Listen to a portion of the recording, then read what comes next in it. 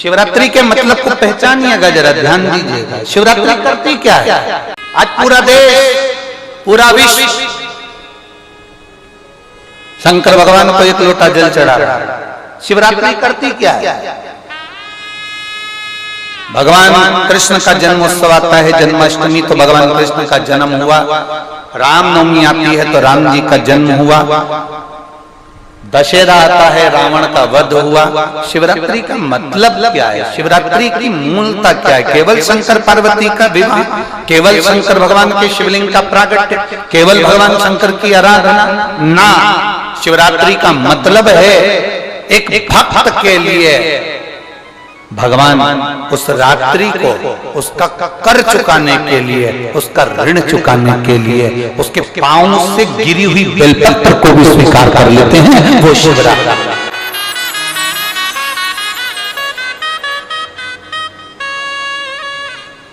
शिवरात्रि पर एक फल चढ़ता है भगवान शंकर को,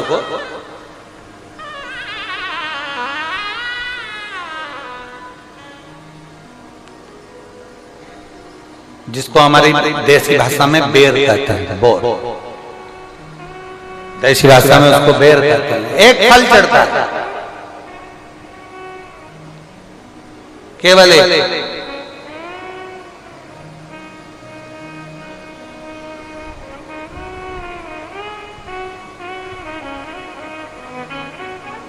आप कितने भी बेर खा लो, आप कितने भी बेर किल्बो, वो क्या बनाते हैं उसको पानी में उबाल कर नमक मिर्ची डाल के, हाँ क्या बोलते हैं उसको, फेंक दो, हाँ लद दो, जो भी बनाते हैं वो आप खा लें, उसको कितना ना।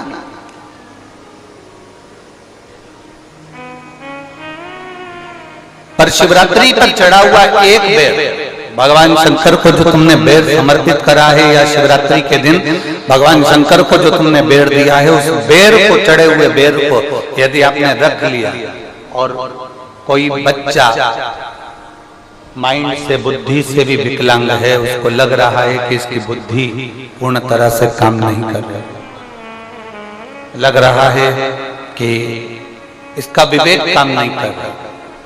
कोई बच्चा ऐसा होता है कि बड़ा होने पर भी 12-13 साल का हो गया, 14 साल का हो गया, उसकी रान टपकती रह रही है, माइंड काम नहीं कर रही, बुद्धि काम नहीं कर रही, विवेक काम नहीं कर रहा। जैसे शंकर भगवान की महाशिवरात्रि जो आज की है, रात्रि को 12 बजे शंकर भगवान पर चढ़ाए गए अच्छा शहद, शुद्ध शहद, जिसके नेत्रों में रोग होता है।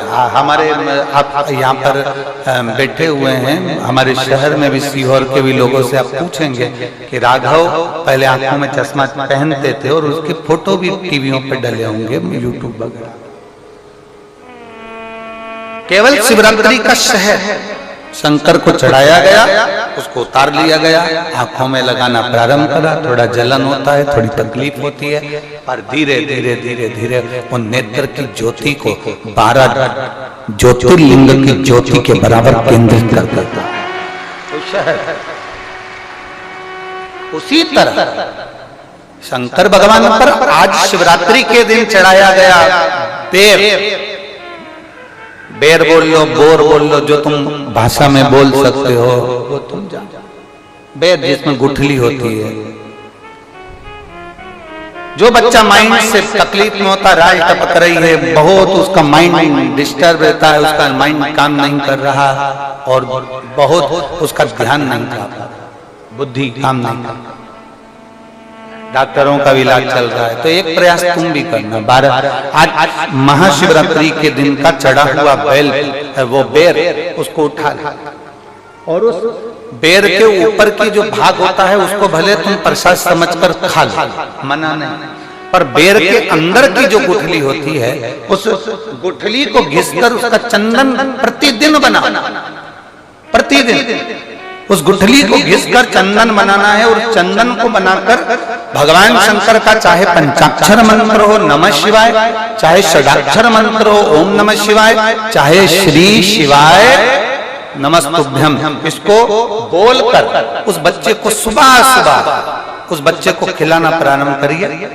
15 दिन, 20 दिन, 22 दिन में बच्चा कितना भी दाल टपका रहा हो, चाहे उसका विवेक केंद्रित नहीं हो पा रहा हो, ऐसा लगता है कि जैसे पागलों जैसा व्यवहार कर रहा, धीरे धीरे उसकी बुद्धि केंद्रित होना प्रारंभ हो जाती है, उसका विवेक काम करना प्रारंभ। वो बेर में इतना दम है, शिवरात्रि के दिन एक बेर में इतना दम हो सकता है, तो विचार करिएगा कि शिवरात्रि के दिन चढ़े हुए शंकर के जल में कितना बल हो सकता है, कितना दम। शिव कथा कर रही है, भगवान शंकर का चरित्र कर रहा है, शिव महापुराण की कथा कर रही है, भगवान शंकर का चरित्र कर रहा है। शिव वेद का रूप धारण कर कर आ गए। आए जब कष्ट, बहुत कष्ट का जीवन चल रहा हो, बहुत कष्ट की जिंदगी चल रही हो, जितने भी लोग ऑनलाइन कथा सुन रहे हैं ध्यान लगाना, अगर कष्ट का जीवन चल रहा हो, तकलीफ की जिंदगी चल रही हो, 5-7 सोमवार, या तो 5 सोमवार या 7 सोमवार, हाथ में दुर्वा, मान लो ये तुमने दुर्वा ले ली, हाथ में दुर्वा, एक बेलपत्र, और उसी हाथ में अपने घर का भरा हुआ 1 लोटा जल। पहले रखना है दुर्वा, फिर रखना है बेलपत्र, उसके बाद में हाथ में 1 लोटा जल, और दोनों हाथों का स्पर्श करते हुए जो अपना पूजन का कक्ष होता है घर के अंदर का, उस पूजन कक्ष की साक्षी में खड़े होकर अपने कुल देवता, पितृ देवता और अन्य देवताओं का स्मरण करते हुए, बाबा बहुत दुखी हूँ, बहुत तकलीफ में हूँ, बहुत कष्ट में हूँ, मेरा परिवार आज दुख तकलीफ में है, मेरा परिवार आज कष्ट में है, दुख में है, कष्ट में है। बाबा को अपने मन का भाव कहते हुए, हृदय से प्रार्थना करते हुए, अपने घर के मंदिर से निकलकर फिर उस जल को लेकर शिवालय तक जाओ और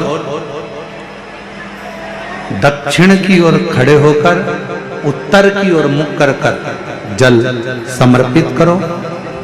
बेलपत्र और दुर्वा दोनों को अशोक सुंदरी वाली जगह पर चढ़ा दीजिए। अशोक सुंदरी की जगह तो सबको मालूम है ना, अशोक सुंदरी वाली जगह पर उस बेलपत्र और दुर्वा को समर्पित कर दो। चढ़ा हुआ थोड़ा सा जल लेकर आओ, घर के दरवाजे पर उसका छींटा दे दो, लेपन कर दो, और बाबा से 5 सोमवार नियम से आप दुर्वा, बेलपत्र और जल का प्रयोग अगर करोगे, 5 सोमवार पूर्ण होंगे, जो तुम्हारा दुख है वो समाप्त जरूर होगा। शिव करुणा जरूर, शिव कृपा जरूर। बस इसमें 3 चीजों का स्मरण रखिएगा, 3 चीजों का ध्यान। पकड़ रहा गला, आवाज खुल नहीं पा रही, थोड़ा आवाज खोलिए और मिठास दीजिए। शिव पुराण कर रही है, इसमें 3 चीजों का स्मरण करिए। पहले नंबर पर दुर्वा, दूसरे नंबर पर बेलपत्र, और तीसरे नंबर पर जब जल चढ़ाकर वापिस आओ तो अपने घर में प्रवेश के पहले देहली पर, चौखट पर भगवान शंकर के अपने घर के द्वार पर शिव का नाम लेकर जल का सिंचन। शिव कथा कहती है, प्रदोष के दिन, प्रदोष काल में शिव जी के नाम का स्मरण प्रत्येक को कर लेना चाहिए।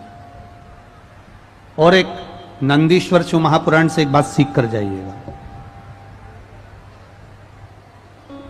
अगर आपको लग रहा है कि दुख समाप्ति नहीं हो रहा है, एक बीमारी से उठे दूसरी बीमारी में लग गए, फिर कोई दुख आ गया, फिर कोई दुख आ गया, फिर कोई तकलीफ आ गई, फिर कोई तकलीफ आ गई, बार बार आपको लग रहा है कि दुख पीछा ही नहीं छोड़ रहा,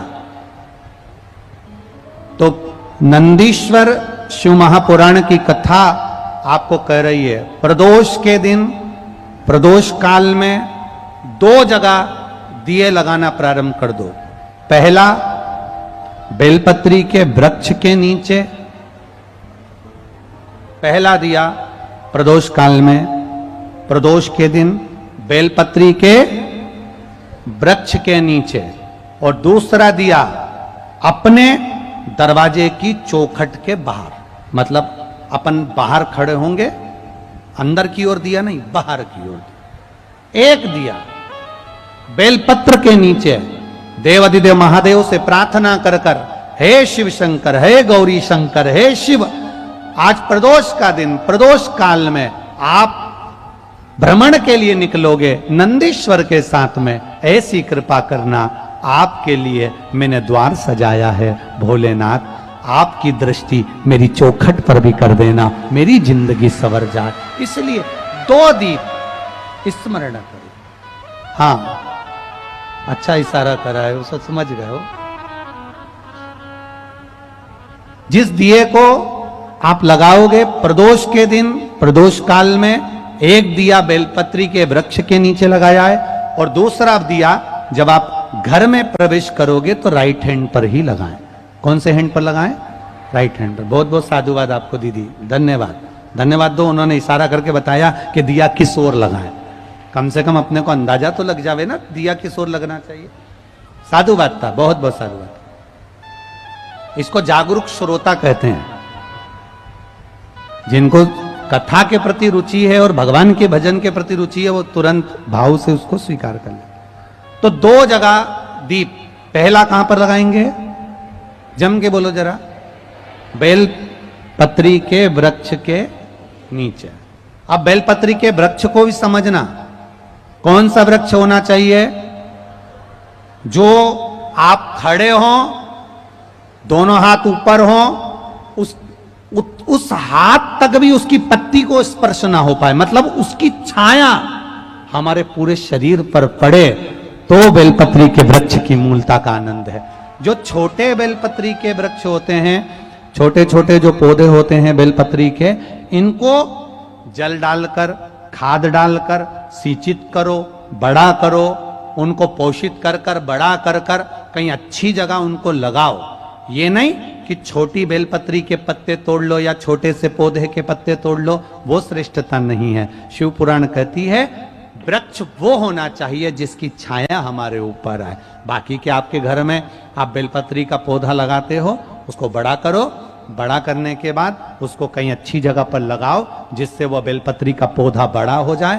बड़ा हो जाएगा, हम हैं नहीं हैं, कम से कम वो पौधा रहेगा, वृक्ष बनेगा। वृक्ष बनेगा तो उसकी पत्तियां टूटकर महादेव पर चढ़ेगी, तो हमारा कल्याण अपने आप हो जाएगा। आप उसमें लगाइए, आप वो बेलपत्री के पौधे को बड़ा करिए, उसको लगाओ, वृक्ष हो बड़ा। तो पहला दिया कहां लगाएंगे? बेलपत्री के वृक्ष के नीचे। और दूसरा अपने घर में प्रवेश करते समय राइट हैंड में बाहर की। शिव तत्व को धारण करो। कौन से दिन? जम जम के बोलो जरा। प्रदोष के दिन। कौन से समय? प्रदोष काल, शाम का जो समय हो, शाम का समय, प्रदोष काल का समय भगवान को दीप प्रज्वलित कर दिया। शिव तत्व कह रहा है। नंदी ने शंकर भगवान से कहा, आपने वचन दिया था मेरे को, आपने मुझे वचन दिया था, आपने मुझे वचन दिया था भोलेनाथ कि प्रदोष के दिन, प्रदोष काल में नंदी तू मुझे जहां ले जाकर खड़ा कर देगा, उसके आसपास में जहां मेरी दृष्टि पड़ेगी, वो जो मांगेगा महादेव उसकी झोली खुशियों से भर देगा।